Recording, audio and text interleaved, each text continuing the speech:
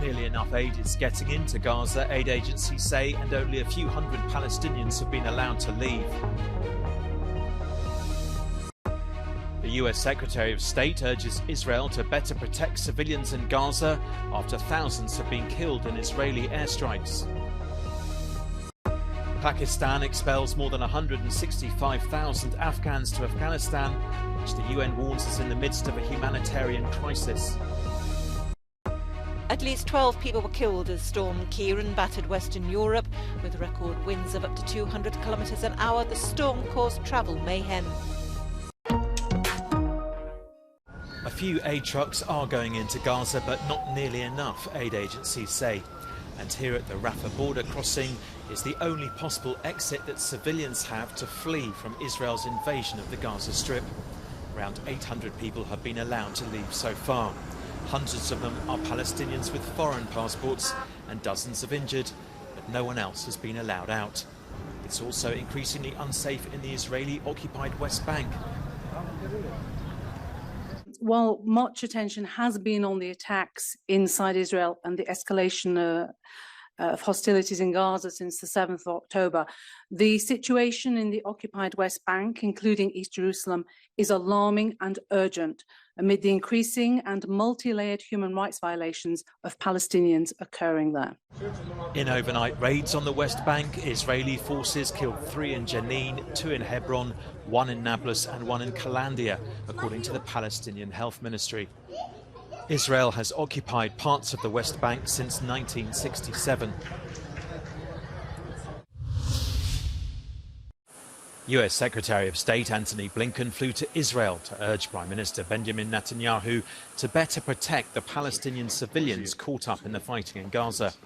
9,000 men, women and children have so far been killed by Israel's military, Gaza's Hamas-run health ministry says. Blinken's also trying to prevent the conflict from spreading to other regions in the Middle East. We stand strongly for the proposition that Israel has not only the right but the obligation to defend itself and to do everything possible to make sure that this October 7th can never happen again.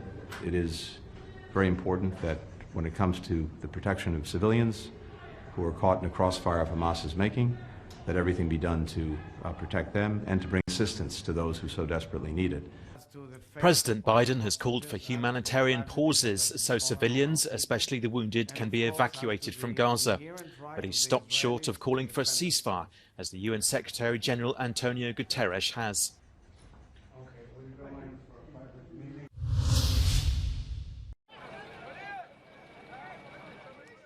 Thousands of Palestinian workers inside Israel since the war with Hamas began have been sent back to the besieged Gaza Strip. Israel says it wants to cut off all contact with the Palestinian enclave. Some seem relieved to be back as they entered Gaza from the Kerem Shalom crossing in the far south. Others were in desperate need of aid, and some still had plastic stickers carrying numbers around their legs. Israel revoked more than 18,000 work permits on October 10th. According to a senior Palestinian Authority official, just under 5,000 then fled to the occupied West Bank, while thousands more were detained in Israel. Israeli airstrikes have transformed the war-torn enclave and killed more than 9,200 Palestinians, almost half of them children, and more than 1 million people have been displaced.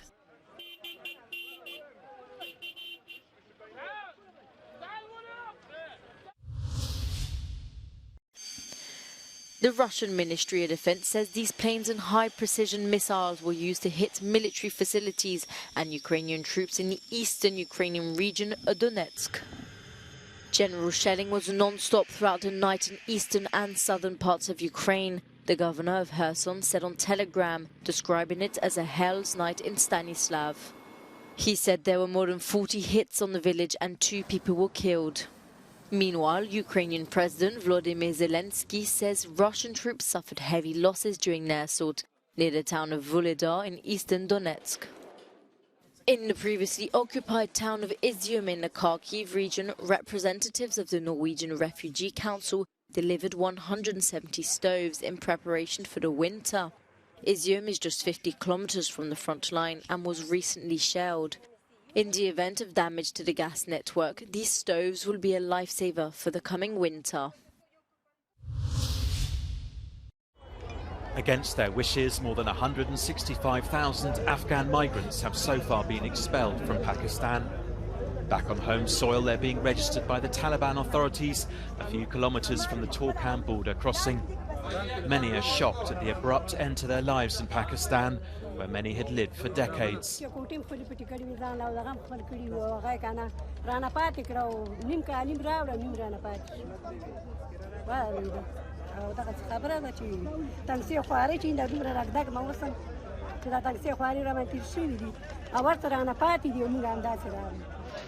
Islamabad says it will deport around 1.7 million Afghans who don't have any papers to prove that they are legally in Pakistan, which includes refugee papers. In all, there are more than 4 million Afghans living in Pakistan. Here in Karachi, the police are arresting and detaining any Afghans they find without papers. The UN's refugee agency says Afghanistan is in the midst of a humanitarian crisis and has just suffered a series of deadly earthquakes. At the onset of winter makes it the worst time to forcibly repatriate hundreds of thousands of Afghans. At least 12 people were killed as Storm Ciarán battered Western Europe, most of them by falling trees. With record winds of up to 200 kilometres an hour, the storm caused travel mayhem with closed ports and flight and rail disruptions. In France, some 1.2 million homes lost electricity. Prime Minister Elizabeth Bourne, visiting Cannes, paid her respects to the victims. La tempête, elle est maintenant derrière nous, mais vous savez qu'il y a d'autres perturbations qui sont annoncées. On déplore 2 victimes décédées et puis on a 47 blessés. Donc tout d'abord, moi je tiens à dire tout mon soutien, toute ma solidarité aux victimes, à leurs familles. In Italy, the storm left 5 dead. Tuscany put in place a state of emergency with the orange alert still in force in some areas. The weather is expected to worsen in the afternoon, so the authorities urge people to stay at home. More than 600 people have been evacuated from their homes in Valencia, Spain, after an out-of-control fire burnt through some 1,400 hectares of forest. A sleepless night for firefighters as the inferno affected several villages and towns, including the municipality of La Vall d'Albaida, where at least 1 house burnt down.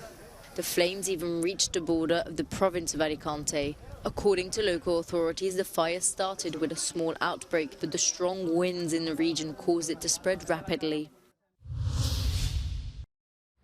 Tech giant Apple has posted its 4th consecutive revenue loss in September. Sales dropped 1% from the previous quarter to $89.5 billion.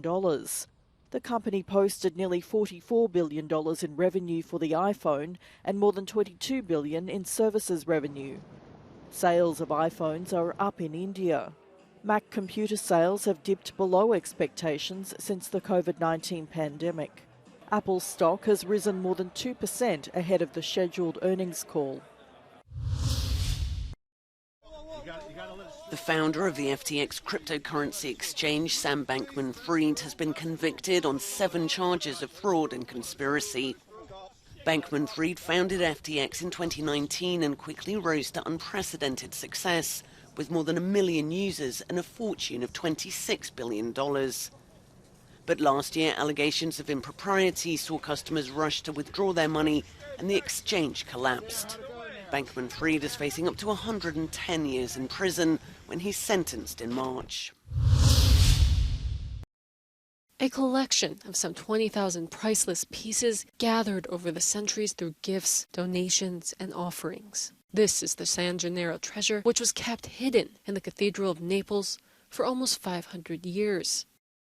Nowadays, it's one of the richest collections in the world, and one of the most accessible to people with disabilities, with guides explaining the pieces in Braille. And some displays allow blind and partially sighted people to explore the heavily jeweled treasures in an unusual way. This bishop's mitre is one of the most precious pieces in the collection. It weighs 18 kilos and is decorated with almost 4,000 gemstones. A 3D reproduction allows visitors to fully appreciate its beauty.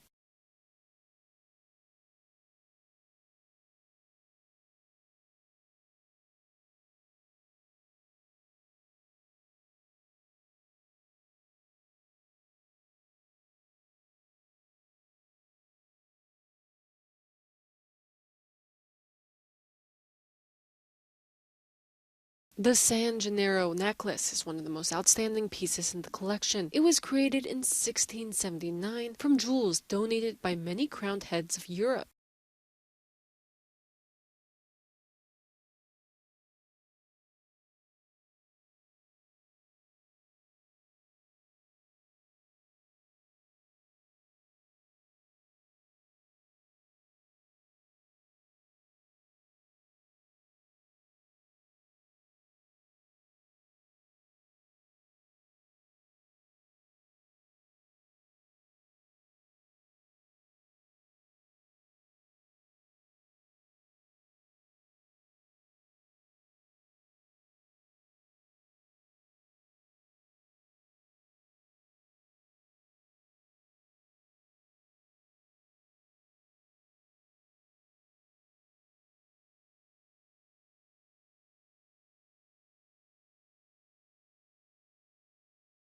The treasure does not belong to the church or the state, but to the people of Naples.